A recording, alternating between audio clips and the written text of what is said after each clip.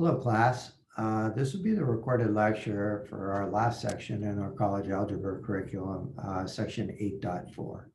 Folk calls it matrix algebra. I think it's more like matrix arithmetic.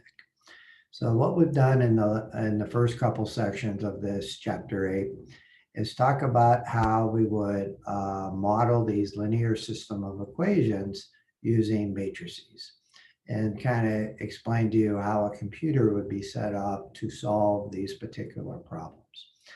So this is just a reasonably small introduction of matrices, but for those of you going on your merry way in the math where you're going to be solving a reasonably complicated set of equations, the way to do it in a very organized fashion is to use matrices. So this section just talks about the few ideas of what I would consider matrix arithmetic.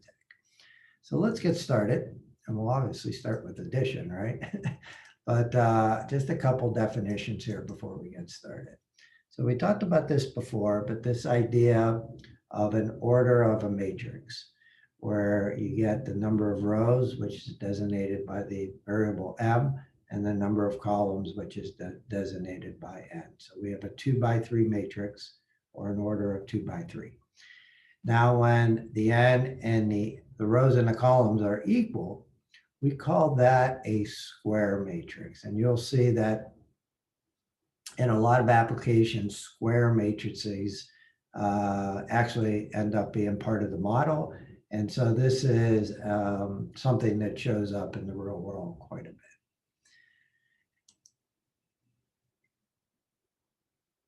So again, we talked about this before, but each entry has a way to describe where it is, where you use the row number first and the column number second. And so hopefully this makes sense. It makes sense to me. But two matrices are equal if they have the same order and all the corresponding entries are the same. And so hopefully that is the first of a few things that we're going to talk about. And so if you had a matrix that looked like, say, 1, 2, 3, 4, this equals matrix 1, 2, 3, 4. Nice way to start.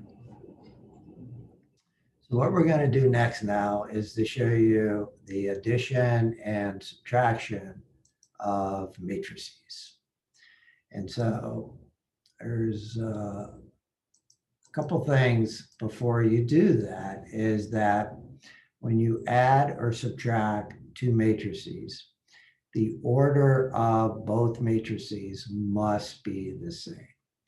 And so what we mean by that is that if you have a 2 by 2 matrix, you have to add it or subtract it to another 2 by 2 matrix, not a 2 by 3, not a 4 by 5, or anything else like that.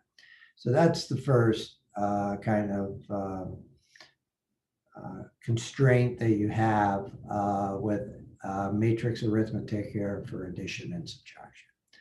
And so basically, it's exactly what I hope you think it would be. You add or subtract the corresponding entries in each matrix. So let's do a couple examples. Let me clear this one. So let's take this matrix here. Let's say we start with -6, 7, 2, and 3. And we want to add it to, say, 2, -4, 8, -4. And you first have to say, what's the order of these matrices? Well, 2 rows, 2 columns, so they're both 2 by 2. And so the answer is yes, you can add them. And what's nice is the answer is going to be also a 2 by 2. And so the strategy is this. It would be -6 plus 2. See how we do the first A11. And then it would be 2 plus 8. And then the next one would be 7 minus 4. And the last one would be 3 minus 4. And then obviously you would simplify that. And minus 6 and plus 2 is minus 4. 2 and 8 is 10. 7 minus 4 is 3. And 3 minus 4 is minus 1. So this would be the example of adding these two matrices together. Sometimes you'll see that we indicate this by, say, capital letter A. Matrices are typically indicated by capital letters. And this would be, say, capital letter B. And sometimes you'll see A plus B. And so you just add them up that way. You'll see that A plus B will equal B plus A. So you can switch these around in an order for addition, and is no problem. So say like we wanted to do subtraction. So say like we take these same two matrices and we do subtraction. So now, let me erase up these here. So now what you do is, instead of adding each cell from A to B, you take A and you subtract it from B. So the way that that strategy set up, it would be minus 6, and then that would be minus 2. And this would be 2 minus 8. And this would be 7 minus a minus 4. And this would be 3 minus a minus 4. And again, same as addition, the subtraction, if you start with the 2 by 2, you'll end up with the 2 by 2. And now we combine these, you get minus 8. You get minus 6. This is double negative here, right? So it'll turn into a positive. So we'll get 11 here. And again, same down there. It's 3 plus 4 is 7. And so that's a good example of both addition and subtraction of matrices. For example, just to show you an example of one that you couldn't do. So say like we had, let's change the B. Instead of being a 2 by 2, we make it, say, a 2 by 3. And I'll just set these numbers in here like that. And so this is 2 rows and 3 columns. So it's a 2 by 3. And you see in this case, you can't match each cell up. So if you tried to do A plus B in this case, that would mean there is no solution. So you wouldn't be able to add or subtract these matrices the way that they're set up, with regards to each cell has to match in each one of those matrices. So that's an example of addition and subtraction. And the next thing that we're going to introduce is something called, they call it scalar multiplication. But what that is basically taking a number and multiplying the whole matrix by that number. And so that's what they call in the math world here, scalar multiplication. And so the idea is this K is a number. 0 would be kind of boring because it would wipe everything out. So it's usually not 0, but it's usually a non-zero number. And you multiply the whole matrix by that number.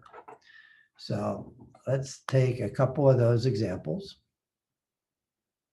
So let's go back to our whiteboard.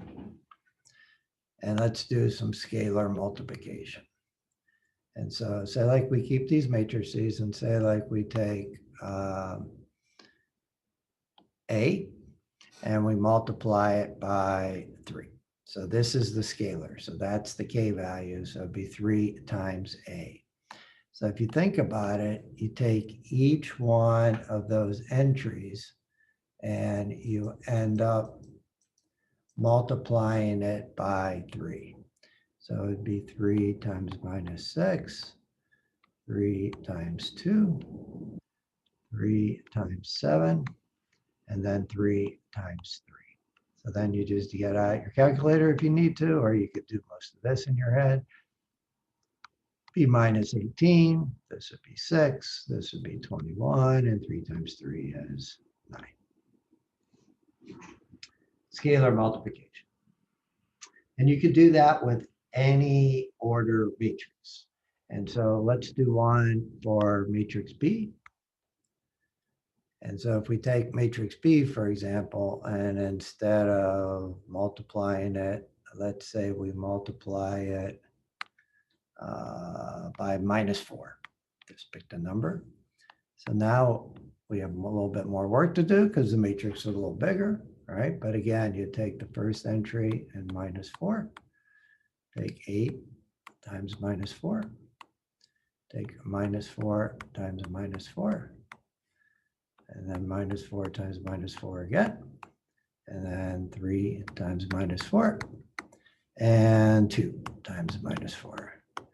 Again, you could probably do this in your head. So this would be -8. 8, and it'd be -32. These two would be 16. And then we have -12. And 2 times -4 is -8. I don't think I pointed this out, but let me point this out now. When you do scalar multiplication, the order of the matrix never changes. So here, when we did the first one, we ended up with a 2 by 2. And now when we do this one with the B matrix, you could see we end up with a 2 by 3. So that's the idea of scalar multiplication. And so let me talk a little bit about some identity aspects. And we talked about this already when we were introducing this idea of inverses of functions, right? And so we're doing the same thing here to talk about some properties for addition and subtraction and scalar multiplication. So I never remember the names of these. So these slides might come in handy just to remember these. So cumulative means you flip. And what we mean by that is A plus B equals B plus A. So if you add two matrices together, it doesn't matter which one's the first and which one's the second. Associative means that you do it in a different order. So if you add three matrices together, first of all, they all have to be the same order, but you could do A plus B first and then add C, or B plus C first and then add A, or you could do A and C and then add B. And again, this associative property of scalar is that you can multiply L first, K first, multiply L and K together first, and then multiply it into the matrix A. A couple of these other things, distributive property for scalar is you could take K and multiply it through A and B and then add them, or you could add A and B first. So hopefully some of these seem a little bit straightforward. Additive identity. So these and the inverse to me are way more important than all the other ones. So let's take a minute to make sure we understand that. So let me erase this. So when we talk about identities, the additive identity for arithmetic of regular numbers is the number 0, right? So the additive identity for matrices is the matrix 0. And so if we think about what the 0 matrix for a 2 by 2 would be, it would mean 0 and all those entries. And you can see when you add A and A0 together, you're just going to get A back. Same with B, right? B would be 0, 0, 0, 0, 0, 0. So again, before you figure out what the identity matrix is, you got to make sure you know what the order of the matrix that you're worried about. So this I'll call B0, and that would be the identity for a 2 by 3 matrix.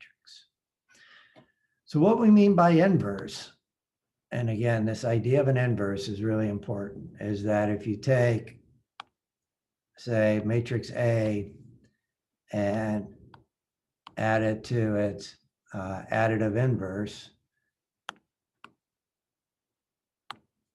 and we'll call it minus A, you're going to get that A0 matrix. So the answer is going to be the identity. So if you think about it, if you set this up, it'd be -6, 7, 2, and 3. And so it'd be the negation, right? It's like multiplying this by -1, the matrix. So if you think about that, what you're going to be doing is adding 6 minus 7, -2, and -3. And you could see when you add each one of those together, they all cancel out, and you end up with 0, 0, 0, and 0. So I think that's a good place to stop on the first of the recorded lectures for section 8.4. What's next on our hit parade will be multiplication.